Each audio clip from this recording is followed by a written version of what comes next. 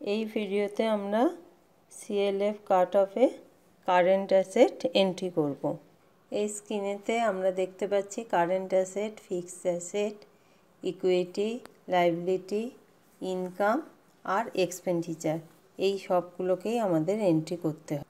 সিএলএফের যে current asset আমরা entry করব তার মধ্যে আমরা পাচ্ছি কি অ্যাডভান্স আদার আর advance to member of SHG, আর একটা হচ্ছে অ্যাডভান্স টু ভিও। এখানে দুটো অপশানই দেওয়া আছে। যদি আমাদের সংঘর সাথে এসএইচজিরা থাকে তাহলে সেটা এসএইচজি হবে, আর যদি তাতে আমাদের ভিওগুলো থাকে অর্থাৎ উপসংঘগুলো থাকে তাহলে আমরা সেইটাও এন্ট্রি করব। এসএইচজিগুলোর ক্ষেত্রে ইনফ্রাস্ট্রাকচার বিল্ডিং ফান্ড হতে পারে, আদার অ্যাডভান্স হতে পারে, এছাড়া ট্রেনিং বা ক্যাপাসিটি বিল্ডিংয়ের ক্ষেত্রেও সেই একই জিনিস, ইনস্টিটিউশন বিল্ডিং ফান্ড, আদার অ্যাডভান্স, আরেকটা হচ্ছে ট্রেনিং বা ক্যাপাসিটি বিল্ডিং।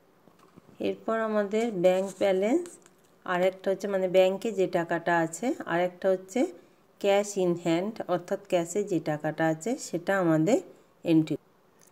এরপর ব্যাংকে ক্লিক করে আমাদের ব্যাংক ব্যালেন্সটা এন্ট্রি করতে হবে। এরপর ব্যাংকটাকে সিলেক্ট করব যে ব্যাংক সেটা। তারপর হচ্ছে ব্যাংক ব্যালেন্স, সেটা হচ্ছে কাট অফে আমাদের যত টাকা ব্যাংক ব্যালেন্স আছে সেই টাকাটা আমাদের লিখতে হবে, অর্থাৎ 31/3/24 আমাদের যে টাকাটা ব্যাংক ব্যালেন্স ছিল সেই টাকাটা লিখব, আর ডেট অফ ব্যালেন্সে আমরা ওই 31/3/2024 লিখব।